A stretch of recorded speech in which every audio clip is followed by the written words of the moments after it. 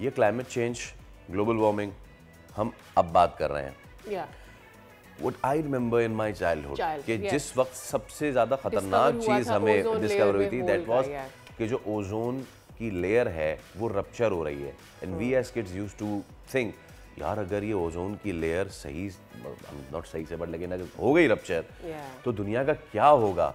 सी तो दुनिया ने कायनात ने इस कुर्राए अर्ज को बताना शुरू कर दिया था कि there is some problem with you. That's why Pakistan समेत दुनिया भर में आज ओजोन लेयर के जो तहफ़्फ़ुज़ है उसका आलमी दिन मनाया जा रहा है। We don't need to explain it कि ये क्या है और क्या नहीं है। We all been reading it since childhood. There is a layer जो कि यूवी रेज हैं जो कि सूरज से आती हैं उनको प्रोटेक्ट करती है एंड ऑल। लेकिन अब ये जो रप्चर होती जा रही है हमने ना सादिया इस पे बात करना ही छोड़ दिया है जब से ये क्लाइमेट चेंज हुई है। But this was the first time इस तरह से बनता चला जा रहा है with the span of time कि हम अपने न्यू नॉर्म सेट करते चले जा रहे हैं। हम सीखने को तैयार नहीं हैं, हम आगे बढ़ रहे हैं। हमें जिन मुश्किलात का सामना करना पड़ रहा है हमें लगता है ये हमारा नया नॉर्मल है और हमें उससे जूझना है, लेकिन उसको प्रिवेंट करने के लिए हमें जो इकदाम उठाने थे ये बड़ी सैड बात है कि हमारी दुनिया ने, पूरी दुनिया ने कभी भी उस पर उस तौर से एक्ट नहीं किया और उसके नुकसानात बढ़ रहे हैं। वेयर एज जब हम बात करते हैं पाकिस्तान की तो सबसे ज़्यादा नुकसानात हम देख रहे हैं कि हमारे मुल्क को और इस रीजन को हो रहे हैं। ओके माहिर मौलियात डॉक्टर ज़ैनब नईम हमारे साथ मौजूद हैं। डॉक्टर साहब अस्सलाम वालेकुम, thank you so much for your time. It's been a while that we have talked about the ozone layer. Last time we talked, I think I was in school और उसके बाद से बात नहीं की है। So देखने वालों के लिए ज़रा बताइएगा what is the recent study about it, कितना रप्चर या कितनी हम खराब कर चुके हैं ये ओजोन लेयर। देखिए ओजोन लेयर जो है बिल्कुल जैसा कि आप बात भी कर रहे थे कि एक लेयर है जो प्रोटेक्ट करती है हमें harmful ultra violet radiations from the sun, यानी कि सूरज की जो ऐसी शॉएं जो कि आपके एटमॉस्फेयर आपकी अर्थ के लिए अच्छी नहीं है, जिससे आप डैमेज हो सकता है, आपके क्रॉप्स डैमेज हो सकते हैं, आपको स्किन कैंसर्स जैसे मसाइल हो सकते हैं। उन शॉओं से ओजोन लेयर जो है वो हमें प्रोटेक्ट करती है।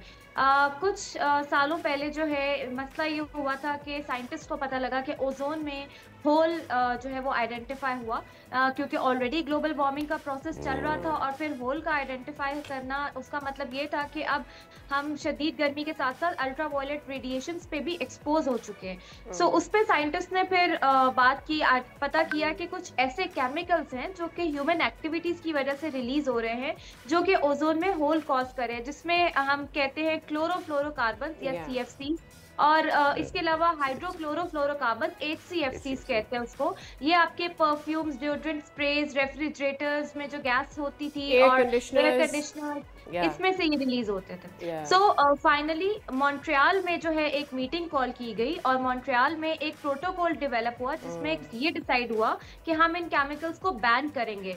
और इन केमिकल्स को बैन करने से इतना फायदा हुआ कि ओजोन का होल जो है वो थोड़ा थोड़ा रिपेयर होना शुरू हो गया। बट फिर पता लगा कि हमने उन केमिकल्स के अलावा हम लोगों ने जो है वो हाइड्रोफ्लोरोकार्बन्स यूज करना शुरू कर दिए HFCs, जो कि इक्वली डैमेजिंग थे। और इसके अलावा वो केमिकल्स अगर ओजोन के होल को नहीं भी डिस्टर्ब कर रहे थे तो वो आपकी ग्रीन हाउस गैस एमिशंस को बढ़ा रहे थे, यानी ग्लोबल वार्मिंग मजीद तेज कर रहे थे। तो किगाली में एक अमेंडमेंट आई उस प्रोटोकॉल में कि हमें इनको भी बैन करना है।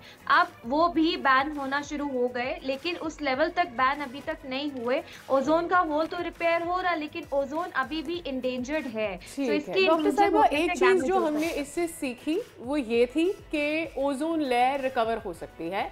You have to be more careful कि आप कौन से केमिकल्स और कौन सी गैसेस ऐसे रिलीज करते हैं जो कि आपके ग्रीन हाउस के लिए और आपकी ओजोन के लिए खतरा है। अब मुझे बताएं how far have we come कि हम इसको पुर कर सकते कि पॉसिबिलिटी को छू सके। जी बिल्कुल, हम लोग this is a success story जहाँ पे पूरी दुनिया की एक मेहनत से जो है ओजोन का होल जो कि बहुत ब्रॉड हो रहा था वो अब कम होना शुरू हो गया और वो रिपेयर हो रहा है। So this is a good thing. लेकिन अभी जो मसला आ रहा है वो और ग्रीन हाउस गैस एमिशंस का आ रहा है जो कि इक्वली डैमेजिंग हो सकती हैं और उनको कैसे कर्टेल किया जा सकता है उस पे जो है वो बातचीत चल रही है। ओजोन के कॉन्टेक्स्ट में हर साल जो है इस डे की ये हाईलाइट करने करने की ज़रूरत होती है, इसीलिए इसको मनाया जाता है कि हाउ इम्पोर्टेंट इट इज़, क्योंकि पूरी दुनिया में स्किन कैंसर्स बहुत फैल रहे हैं, आपके जो क्रॉप्स हैं वो बहुत जल्दी डैमेज होना शुरू हो गए हैं। इवन अगर हाई टेम्परेचर कहीं पे नहीं भी है, सो यूवी रेडिएशन जो है वो अफेक्ट कर देती है उस चीज़ को। So I think it's becoming successful. आने वाले दिनों में शायद इसमें हम देखें, लेकिन मजीद एफर्ट करने की ज़रूरत है। सब्सक्राइब करें और बेल दबाएं ताकि कोई खबर रह न जाए।